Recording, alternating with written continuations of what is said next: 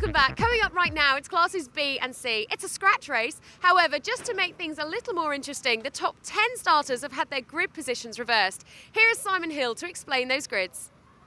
Thank you very much, Gemma. Well, the interesting story about that, the top 10 have been reversed, but the man that was due to start on pole position, David Alexander, unfortunately, is not going to be able to take the start, meaning that Chris Pearson effectively starts on pole ahead of Ben Pitch, Gavin Kirby and Andrew Kell. Moving further down the grid, we've got some strong performances so far this season from Martin Johnson and from Gary Broad already. Doug Setters rounding out the 10th row of the grid.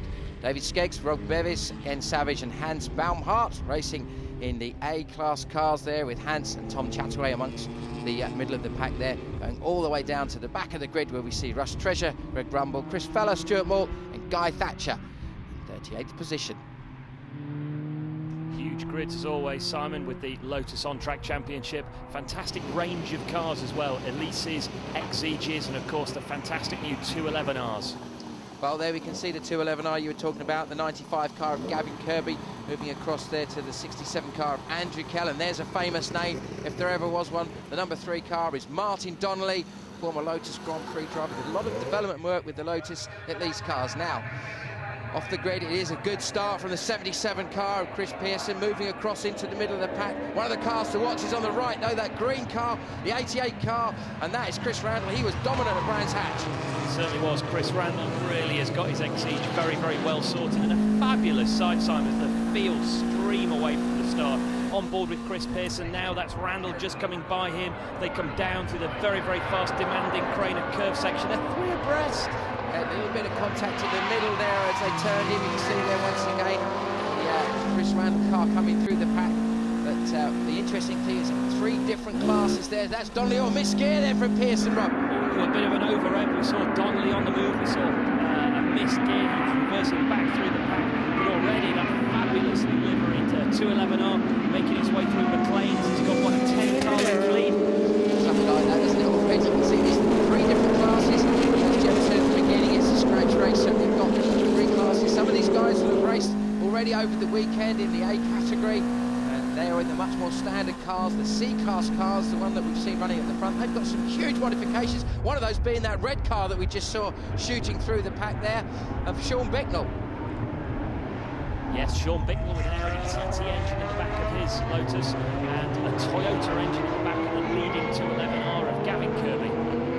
Yeah, well, the pack comes streaming through. There's just too many to count and too many to identify at this stage, but one clearly identifiable car is that 95 car of Gavin Kirby. But on lap times, it does look like it is Chris Randall is closing in the background. You can see the silver 211R of Martin Donnelly just starting to have a little look at the 6 car of Andrew Walsh. Andrew, of course, very unlucky at Brands Hatch, looking like he was going to have a strong finish until mechanical problems put him out. But who's your money on at this stage, Rob? It's got to be on Chris Randall, hasn't it? Look at the pace he's carrying down there. I was smiling just a moment ago. Martin Donnelly's slower cars, B cars, and you can see he's really late on the brakes. He's flying through the corners, but struggling down the straights. With Martin Johnson, turned it on the steering wheel, and a massive spin onto wet, slippery grass as he comes out of the old hairpin, and we can hear loads of wheel spin there. PSM shuffling the steering wheel to get the car pointing back in the right direction.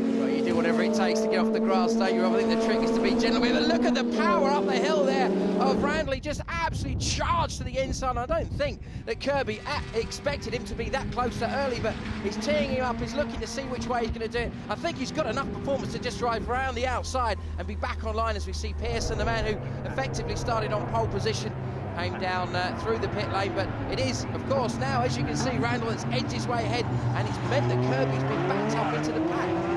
Yes, Kirby will be sucked back into these drivers who have been chasing hard. Randall made the pass, as you say, on the way down the back straight. As you rightly pointed out, Simon, he had the pace to go by either on the left or on the right, so Kirby was stuck. If he defended one way, he would have simply been passed. And another spin down the bottom. That's car 62. Oh, and contact as well.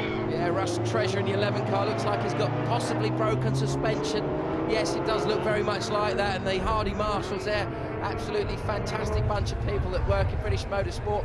They're doing their stuff, but they're going to be enjoying watching this dominant performance. The power of that Exige there, he just drove away. It's a supercharged Honda engine, I believe he's got in there.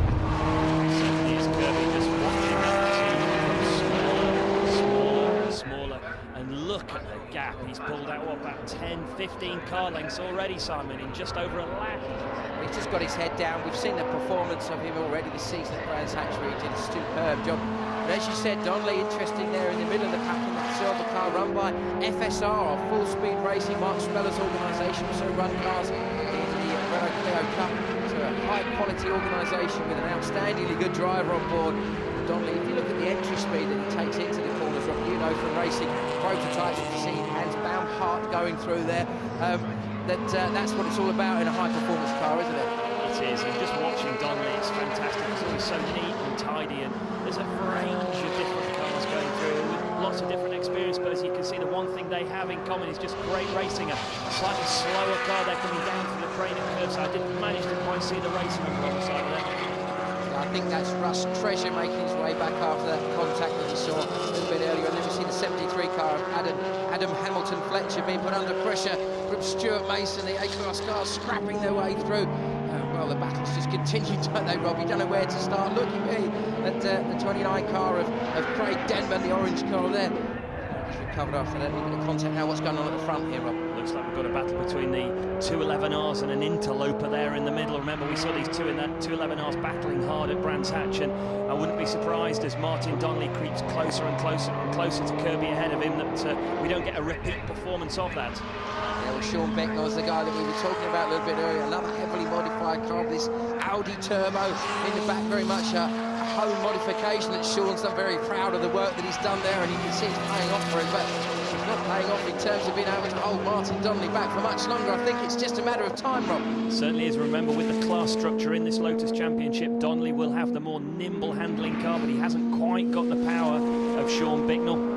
Well, you know from your experience in GTs and prototypes, the frustration sometimes of being in one of the better handling cars with not quite as much power, that can be the case. But one of the great things about the Lotus On-Track series is it means you get such a fantastic variety as Donnelly gets the move done down the inside, coming through Coppice and just edges away. Can he hold the car back coming down there? Can he hold Bicknell back? I don't know if he can because of that extra power. Bicknell's coming back at him a little bit, but no, he's just edged away.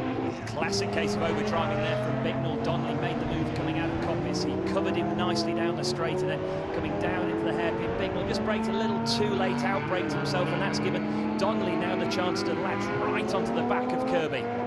Gordon Milner in the 56 car coming through while a recovering Martin Johnson just making his way through. Big swerve in front of us, we might see who that was. Johnson didn't seem to have picked up any damage in that little moment early on. Similar cars here, scrapping, we're talking about throughout the race. Kirby and Donnelly, well, this has happened before this season. Certainly has. These new Lotus 211Rs. These are a Lotus XZ chassis, so the car's just over 200 horsepower in something that weighs, what, about the same weight as a paper bag size. So fantastic power to weight ratio, fantastic power to grip ratio as well. This is the future of the Lotus sports car manufacturer, and the two cars being driven very carefully in this what looks like a little bit of tricky rain coming down now. Yeah, drizzle coming through. This is going to really spice things up. What's interesting, you mentioned the 211Rs, they even can run with a version of adaptive traction control. So for these sort of conditions, that could really, really help. Driver of Donnelly's experience and quality probably won't need that, but certainly for some of the less experienced guys, that may be effective. When you look at this guy coming through, Chris Randall, it doesn't look like he's slowed down at all, but big spin there coming through. And David Scade's getting caught out once and twice by the conditions there. We've got cars off. That's a spinner on the inside of Redgate turn 1, so yes, getting quite slippery now out there. Yeah, Denman, we talked about him earlier. Craig Denman recovering, no real harm there, didn't really catch him out too much. Donnelly looking very confident in these conditions. You can really see the difference of an experienced driver as Bicknell is now under increasing pressure from Andrew Cowell. He's trying the long way round. Can he get that one done, Rob? Lovely shot there of Sean Bicknell checking his mirrors. He's having to defend hard, but again coming down into turn 1 here. It looks mighty slippery. Oh, and he's off into the gravel. Oh, well, that was Ken Savage putting it off backwards. He was under pressure from Hans Baumhart, and Bicknell once again in the middle of the pack there. I think they're starting to lap some of the slower cars there. They're working their way through. It could work either way for either Kell or for Bicknell. Their cars are fairly evenly matched, or maybe it's just the drivers that are evenly matched.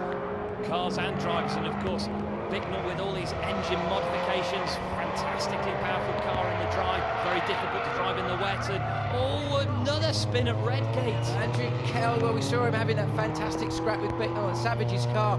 Well and truly beats, and that looks like a red flag, Rob. I think that is going to be the end of the race, and that's going to mean it is going to be Chris Randall, I'm sure, who's going to take victory at Donnington Park, which backs up his win he's taken already this season at Brands Hatch, and so far he really is looking like the man to beat.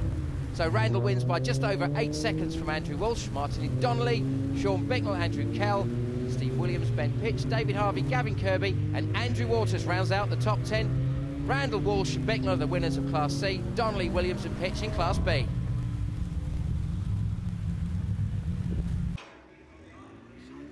Martin, what have you done to the car? Abused it. Isn't that what we're supposed to do? Go around abusing things. But no, it's a good race. I had a good race with Gavin. Like the last been here last year, we had a real sort of tussle ding-dong. Still in one piece. And let's roll on to the next one and see if we make it a bit more challenging. Andrew, you've had car problems this weekend. You seem to be faring well in that race, though. Yes, that was good. Well done to the team for going all the way back to London, getting the gearbox out and changing the diff over for us. That one was fine. It's just Randy managed to get through all the traffic before we did. And then I'm never going to catch him that far away. Great win. Did you enjoy it? Yeah, it was good fun. The conditions were getting a bit interesting at the end. Luckily, I had something in hand, so I could back off a bit. Probably harder being second place if you still got push, but they get a bit patchy and then you just back off a bit. You know, leaves a second and a half a lap. But yeah, it was good. Car's going well, so happy enough. So there you have some really close and competitive racing from classes B and C, and a great result there for Chris Randall. Join us next time from Brands Hatch.